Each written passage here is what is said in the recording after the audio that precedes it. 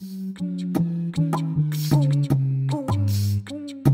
was thinking back to a time when I was at church and I was looking forward, and there was a preacher who was wearing a mullet and sharing things about the Bible. He was sharing who Jesus was, and the more and more he talked, the more and more it felt like he was talking directly to me.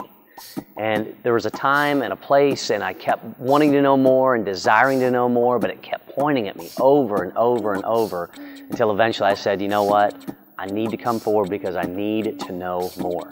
It was on a day, and I was behind a huge pillar in a church, and the place was packed. In fact, it was on an Easter Sunday, and it was a day that nobody goes forward. And yet, on that day, there I found myself going forward. For each one of us, we have a time that we can point back to in our faith where we made a decision. We may have made the decision to say, yes, I'm moving forward to accept Christ as my Savior.